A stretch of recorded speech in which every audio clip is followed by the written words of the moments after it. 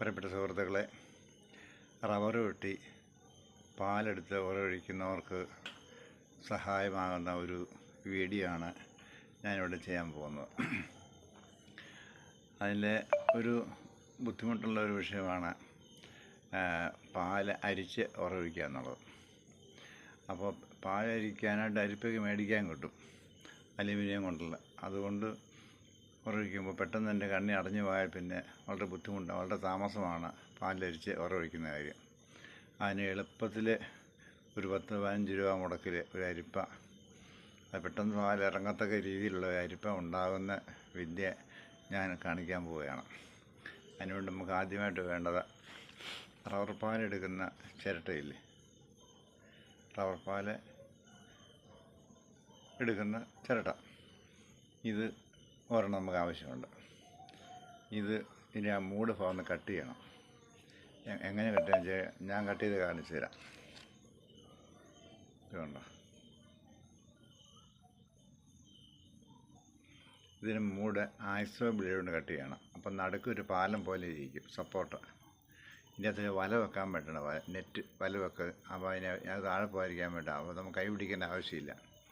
അപ്പം ഒരു വല എടുക്കുക, അതിൻ്റെ വലിപ്പം കണ്ടോ, ഇത്രയും ഭാഗം കട്ട് ചെയ്താൽ മതി. ആക്സോ കട്ട് ചെയ്താൽ ഇതുപോലെ നമുക്ക് കട്ട് ചെയ്തെടുക്കാം, ബലം കൊണ്ട് പോകത്തില്ല. അപ്പം ഇങ്ങനെ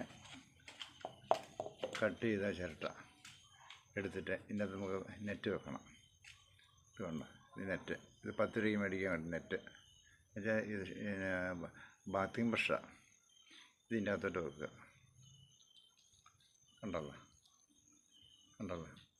ബ്രഷ് കണ്ടില്ലേ? ഇങ്ങോട്ട് ഉറയൊഴിച്ചാൽ പാലൊഴിക്കാൻ പെട്ടെന്ന് പാല് വീഴും.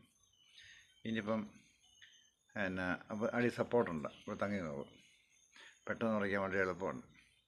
ഇനി ഈ റബ്ബർ പാലിനകത്ത് ഈ കുറേ കട്ടിയുള്ള പാലൊക്കെ വരുമല്ലോ, കൊഴുത്ത ഉണ്ട പോലെ പിടിക്കുന്ന പാലൊക്കെ, അതൊക്കെ ഒന്ന് ഇത് തടഞ്ഞ് ഇതിൻ്റെ ഹോളൊക്കെ അടഞ്ഞു പോകും. അതിന് എളുപ്പം ഒരു വഴിയുണ്ട്.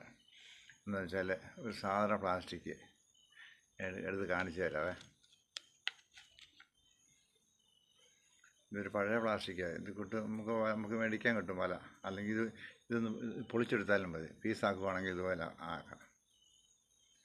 കയറ്റി കാണിച്ചു തരാം.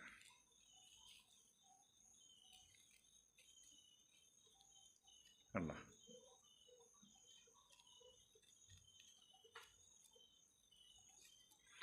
ഇത് കവർ ചെയ്താൽ മതി.